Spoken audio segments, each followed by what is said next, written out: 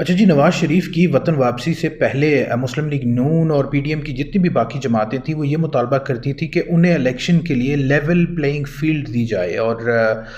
نواز شریف کو وہ level playing field نظر آئی تو وہ وطن واپس پہنچ گئے۔ لیکن ان کے وطن واپس پہنچنے کے بعد اس وقت جو باقی پی ڈی ایم کی جماعتیں ہیں وہ شدید نالاں ہیں، بلکہ شدید ناراضگی اور غصے کا اظہار کر رہی ہیں، اور یہ کہا جا رہا ہے کہ صرف ایک لاڈلے کو لیول پلینگ فیلڈ دی جا رہی ہے،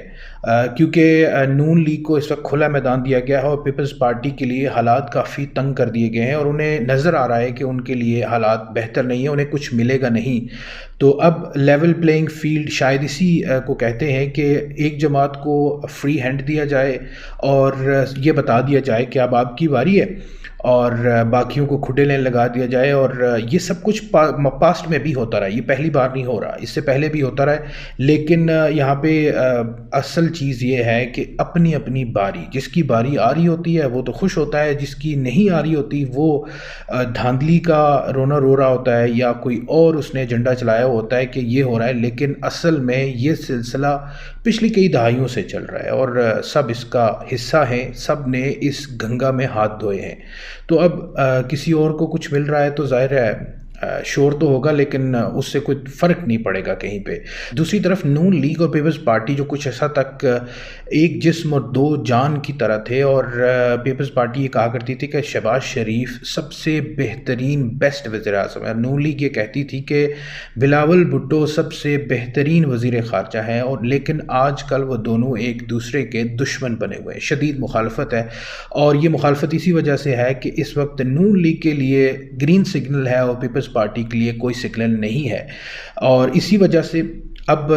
چونکہ یہاں پہ بات آ جاتی ہے اپنے اپنے مفاد کی، یہاں پہ پاکستان بھی بھول گئے۔ پاکستان جو جس بات کا نعرہ لگایا جاتا تھا کہ ہم اکٹھے اس وجہ سے ہوئے کہ ہمیں پاکستان کی فکر ہے، لیکن اصل حقیقت یہ ہے کہ صرف عمران خان کو اتارنے تک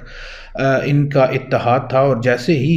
یہ ٹرم ختم ہوئی تو اب اپنی اپنی باری کی فکر پڑ گئی ہے کہ ہمیں کتنا اقتدار ملے گا۔ دوسری طرف اسٹیبلشمنٹ کی جانب سے سیاسی جماعتوں کو انتخابی عمل سے مائنس کرنے کا جو سلسلہ ہے وہ بدستور جاری ہے، اور یہ سلسلہ ہمیشہ سے ایسے ہی چلاتا رہا ہے۔ جس کے سر پر اسٹیبلشمنٹ ہاتھ رکھتی ہے وہی جماعت جیتتی بھی ہے اور حکومت بھی بناتی ہے، اور یہ سلسلہ اس کی سب سے بڑی ذمہ دار سیاسی جماعتیں ہیں جو خود یہ اسٹیبلشمنٹ کو ہمیشہ کہتی ہیں کہ ہمارے سر پہ ہاتھ رکھا جائے۔ دوسری بڑی اہم وجہ یہ بھی ہے کہ جو جماعتیں بگاڑ بناتی ہیں، جو خرابیاں کرتی ہیں، جو پرفارم نہیں کرتی، یا کچھ اور معاملات ہوتے ہیں، یا ایک دیے گی لائن کے اوپر نہیں چلتے، تو ان کو بھی مائنس کر دیا جاتا ہے۔ اور یہ جو روایت ہے اس کو ختم کرنے کے لیے کسی نے بھی آج تک نہ آواز اٹھائی ہے اور نہ ہی اس طرف کوئی توجہ دیتا ہے، لیکن سب جو ہیں وہ یہ کہتے ہیں کہ آپ دوسروں کے سر پہ ہاتھ رکھنے کی بجائے ہمارے سر پہ ہاتھ رکھیں، ہم آپ کی تابعداری کریں گے۔